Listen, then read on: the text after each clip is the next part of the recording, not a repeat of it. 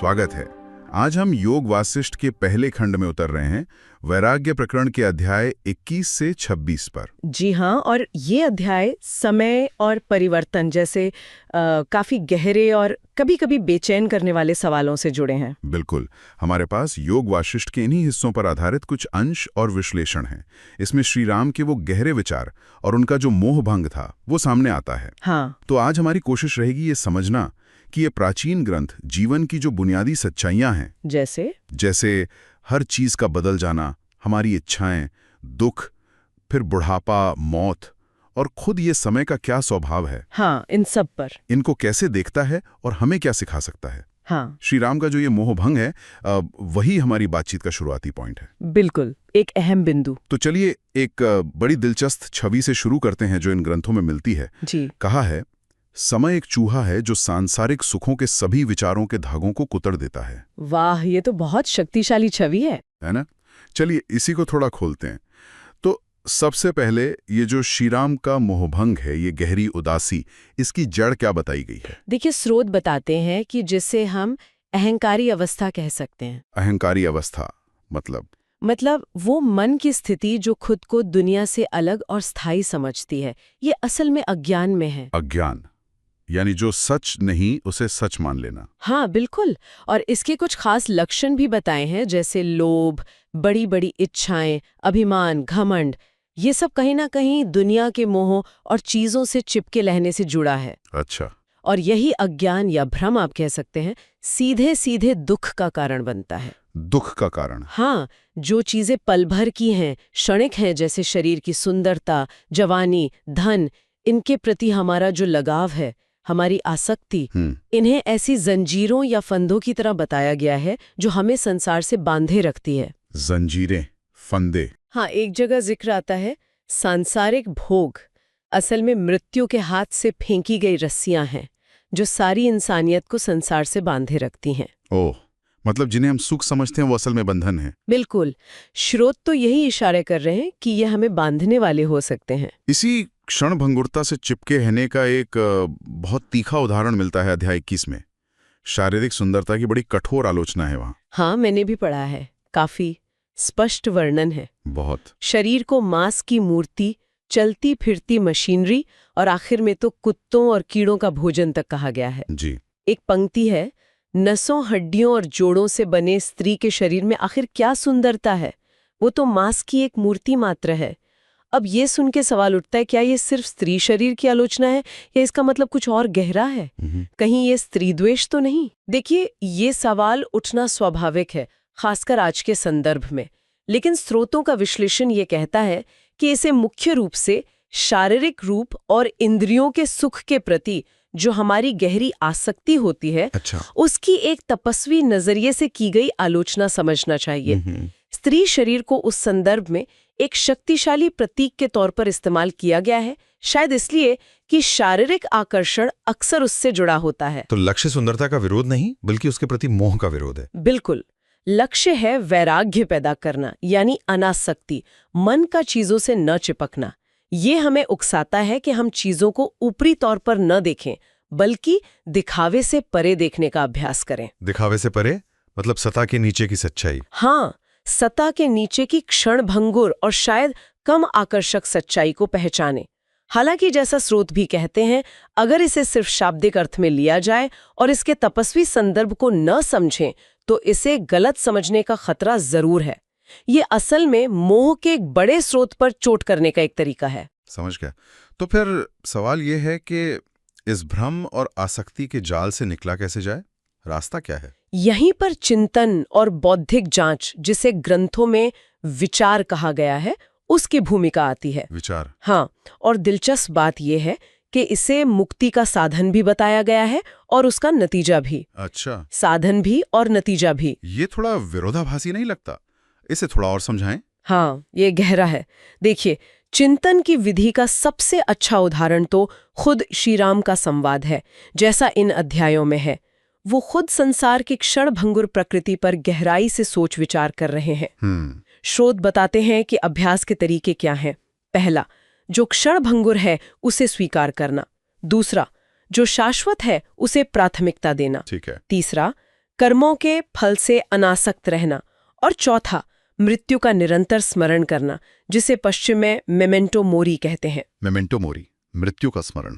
जी, यहाँ जोर बाहरी पूजा पाठ या कर्म कांड पर उतना नहीं है जितना मन की आंतरिक स्थिति बदलने पर है।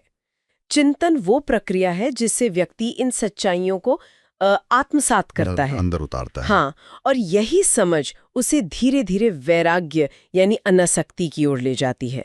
तो चिंतन शुरू होता है रास्ते के तौर पर, और उसकी गहराई में उतरते उतरते वो स्वयं मुक्ति की अवस्था बन जाता है। अच्छा, तो ये विरोधाभास नहीं, एक प्रक्रिया है। बिल्कुल।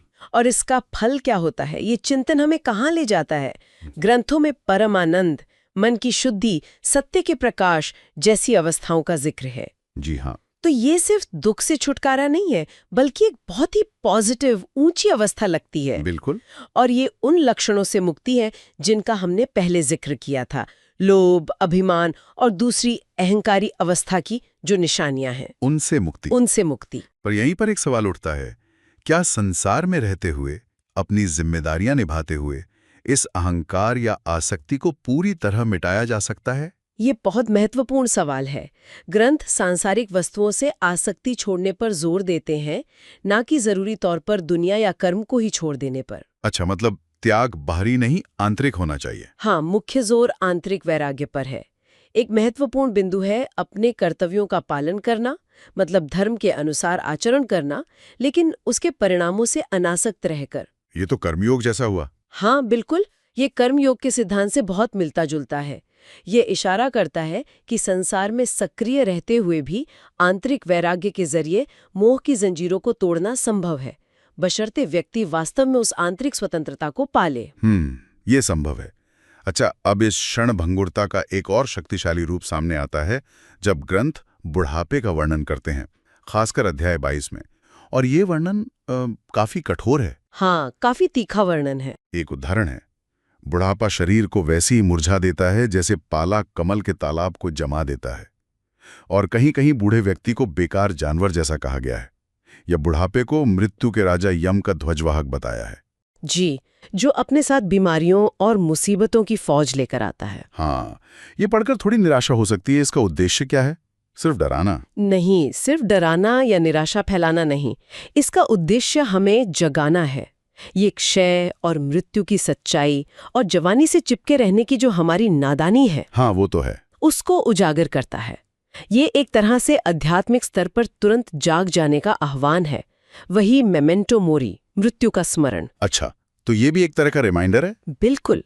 स्रोत बताते हैं कि बुढ़ापे को एक शिक्षक की तरह भी देखा जा सकता है। वो हमें लगातार याद दिलाता है कि यह शरीर, इसकी सुंदरता, इसकी ताकत सब अस्थायी है। ये हमें क्षण भंगुरता को गले लगाने के अभ्यास की ओर ले जाता है, ताकि हम अपना ध्यान बाहरी बदलने वाली चीजों से हटाकर आंतरिक न बदलने वाले सत्य की ओर मोड़ सकें। ये एक तरह की तैयारी है, मोह छोड़ने का एक जरिया। तैयारी, मोह छोड़ने का जरिया, ठीक है। और फिर आता है समय का वो विराट और भयानक रूप, काल, जैसा अध्याय 23 और 24 में है। हाँ, काल। समय को यहाँ परम संहारक बताया गया है, सब कुछ नष्ट कर देने वाली शक्ति। याद है वो शुरुआती छवि? हाँ, वो चूहे वाली। समय एक चूहा है जो सांसारिक सुखों के सभी विचारों के धागों को कुतर देता है। इसे कभी सब कुछ भस्म कर देने वाली आग, कभी कई किरदार निभाने वाला अभिनेता, तो कभी दुनिया को फंसाने वाला शिकारी। जी, बहुत सारे रूपक हैं। ऐसा लगता है कि समय एक ऐसी ताकत है जिससे कोई बच ही नहीं सकता। यहाँ एक और दिलचस्प बात है, समय की भूमिका सिर्फ विनाश तक सीमित नहीं है। स्रोत बताते हैं कि वही बनाता है, वही पालता है, वही खाता है और फिर वही भंग कर देता है। बनाता भी है और नष्ट भी करता है। हाँ, उसकी प्रकृति सीधी रेखा में चलने वाली नहीं, बल्कि चक्रीय है, कल्पों और युगों का चक्र। कल्प, युग मतलब बहुत लंबा समय। हाँ, बहुत लंबा, अरबों खरबों साल का चक्र। और ये विचार कि हम सीधी रेखा में प्रगति कर रहे हैं या कोई स्थायी व्यक्तिगत विरासत छोड़ सकते हैं, उसे ये चुनौती देता है। क्योंकि सब कुछ चक्र में घूम रहा है। बिल्कुल। अगर सब कुछ अंतहीन चक्रों में नष्ट होता है और फिर से बनता है, तो स्थायी सांसारिक उपलब्धि का क्या मतलब रह जाता है? ये समय देवताओं तक को निगल जाता है। देवताओं को भी? हाँ। लेकिन आखिर में वो स्वयं भी आत्माओं की आत्मा यानी परम सत्य में विलीन हो जाता है ताकि फिर से प्रकट हो सके। तो समय भी परम नहीं है? नहीं, ये समय की सापेक्ष प्रकृति और एक ऐसी परम वास्तविकता की ओर इशारा करता है जो समय के दायरे से भी परे है। ये गहरा है। इसी कड़ी में आगे आते हैं नियति और मृत्यु यानी यम, अध्याय 25 और 26 में। हाँ, नियति, कृतांता और मृत्यु यम, इन्हें ब्रह्मांडीय नर्तक की तरह दिखाया गया है। चंचल, अप्रत्याशित, लेकिन साथ ही क्रूर और शक्तिशाली। बिल्कुल, मृत्यु और नियति को समय के ही पहलू या उसके एजेंट के रूप में दर्शाया गया है। इन्हें पढ़ते हुए एक तरह की लाचारी का भाव उभरता है। एक जगह कहा है, हम सब यहाँ भाग्य और नियति के हाथों बिके हुए गुलामों की तरह रहते हैं। जी। ये पढ़ते हुए वो सदियों पुराना सवाल मन में आता है, मुक्त इच्छा बनाम पूर्व नियति, क्या हमारा कोई कंट्रोल है? हाँ, ये सवाल तो उठता ही है। तो इसका अर्थ क्या है? क्या इन शक्तियों के सामने हमारा कोई जोर नहीं चलता? क्या प्रतिरोध बेकार है? वही तो। स्रोत बताते हैं कि ऐसी स्थिति में प्रतिक्रिया के तौर पर फिर से वही बात सामने आती है, अपने कर्तव्यों का पालन करना, मतलब धर्म के अनुसार आचरण करना, लेकिन परिणामों से अनासक्त रहकर। फिर से वही अनासक्ति? हाँ, अगर भाग्य और मृत्यु टाले नहीं जा सकते तो व्यक्ति का नियंत्रण केवल अपनी प्रतिक्रिया पर है, अपने कर्मों की गुणवत्ता पर है, न कि उनके अंतिम नतीजों पर। अच्छा। स्रोतों में इसकी तुलना स्टोइक दर्शन से भी की गई है, जो हमें सिखाता है कि जिन चीजों को हम बदल नहीं सकते उन्हें स्वीकार करें और अपना ध्यान उन चीजों पर केंद्रित करें जो हमारे वश में है, यानी हमारे अपने विचार और कर्म। सही बात है, अपनी प्रतिक्रिया पर ध्यान देना। अच्छा, इस सारे विघटन, विनाश और क्षणभंगुरता के वर्णन के बाद क्या कहीं किसी सकारात्मक स्थायी यथार्थ का भी संकेत मिलता है? हाँ, बिल्कुल। इतनी निराशाजनक तस्वीरें देखने के बाद कोई उम्मीद की किरण है? जरूर है। ग्रंथों में परम आनंद की स्थिति, सत्य का प्रकाश, आत्माओं की आत्मा, महान एक जैसे शब्दों का उल्लेख है। अच्छा, और इसकी विशेषताएं क्या बताई गई हैं? बताया गया है कि यह शाश्वत है, समय से परे है, यही पूर्ण सत्य है, ये आनंद स्वरूप है, निराकार है। निराकार? हाँ, इसे पूरी तरह जाना नहीं जा सकता, बुद्धि से परे है, लेकिन फिर भी ये हर जगह मौजूद है। इसे प्रत्येक के हृदय में निवास करने वाला बताया गया है। हर एक के हृदय में? जी, यही वह परम यथार्थ है जो चिंतन और वैराग्य का अंतिम लक्ष्य है। यही वह स्थिरता है जो इस लगातार बदलती, नष्ट होती दुनिया से परे है, जिसका इतना सजीव वर्णन हमने देखा। समय जो सब कुछ नष्ट कर देता है, वो स्वयं भी इसी आत्माओं की आत्मा में विलीन हो जाता है। वाह। यही वो स्थिर आधार है जिसकी तलाश श्री राम अपने मोह भंग के बात कर रहे हैं। तो ये हमारे भीतर ही है? हाँ, ये निराकार है, हमारी बुद्धि से परे है, लेकिन फिर भी हमारे अस्तित्व के केंद्र में, हमारे भीतर ही मौजूद है। चलिए अब इस सारी बातचीत को आज के जीवन से जोड़ने की कोशिश करते हैं। ये हजारों साल पुरानी बातें आज के दौर में कैसे समझी या लागू की जा सकती हैं? हाँ, ये बहुत जरूरी है। स्रोत कुछ आधुनिक जीवन के लिए मुख्य सीख सुझाते हैं, जैसे वैराग्य का अभ्यास। हाँ, वैराग्य जैसे मान दीजिए सोशल मीडिया पर दूसरों की चमचमाती जिंदगी देखकर जो ईर्ष्या या कमी महसूस होती है। हाँ, वो तो बहुत होता है आज का। बिल्कुल, उससे बचने के लिए बाहरी चीजों के बजाय अपने आंतरिक विकास पर ध्यान देना। ये सीधे सीधे अध्याय 21 में शारीरिक सुंदरता की क्षणभंगुरता वाले पाठ से जुड़ता है। सही कहा। और समय के प्रबंधन का विचार। हाँ, ये भी महत्वपूर्ण है। क्षणिक सुख हो या मनोरंजन के बजाय ज्ञान और आत्म जागरूकता को प्राथमिकता देना। जैसे उदाहरण दिया गया है कि टीवी देखने या सोशल मीडिया पर घंटों बिताने के बजाय ध्यान या आत्मचिंतन का चुनाव करना। ये अध्याय 23 और 24 में समय की विनाशकारी शक्ति के चित्रण से जुड़ता है, जो हमें याद दिलाता है कि हमारा समय सीमित और कीमती है, उसे समझदारी से इस्तेमाल करना चाहिए। बिल्कुल। इसी तरह मृत्यु को स्वीकार करने का विचार, मृत्यु के चिंतन, मेमेंटो मोरी को टालने के बजाय उसे जीवन को सार्थक बनाने की प्रेरणा के रूप में इस्तेमाल करना। जैसे कि अपनी वसीयत लिखना है। संक्षेप में कहें तो क्षणभंगुरता पर गहराई से विचार करना, अपनी इच्छाओं की जांच पड़ताल करना और वर्तमान क्षण के प्रति जागरूकता विकसित करना। ये अभ्यास आज की भागदौड़ भरी जिंदगी की चिंताओं और सूचनाओं के बोझ से निपटने में मददगार हो सकते हैं। बिल्कुल। तो ये थी योग वासिष्ठ के अध्याय 21 से 26 तक की हमारी यात्रा, क्षणभंगुरता, यथार्थ की प्रकृति और चिंतन के मार्ग पर एक नज़र।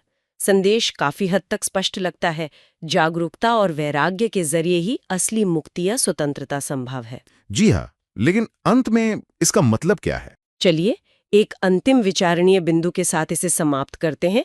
ये स्रोतों पर ही आधारित है, लेकिन शायद सीधे तौर पर कहा नहीं गया है। जरूर। देखिए, ये ग्रंथ समय और नियति को अक्सर बाहरी, हम पर हावी होने वाली शक्तियों के रूप में चित्रित करते हैं। शिकारी, नर्तक, अत्याचारी। हाँ, ये हमने देखा। लेकिन साथ ही वे परम सत्य, प्रत्येक के हृदय में निवास करने वाला सत्ता को हमारे भीतर ही स्थित बताते हैं। भीतर? हाँ।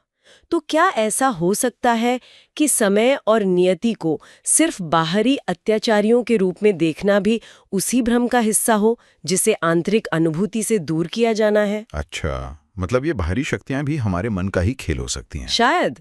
अगर परम वास्तविकता, जो शाश्वत और अपरिवर्तनशील है, हमारे भीतर ही है, तो क्या समय और भाग्य की शक्ति केवल बाहरी दुनिया, हमारे शरीर और परिस्थितियों पर ही लागू होती है, हमारे असली आंतरिक स्व पर नहीं?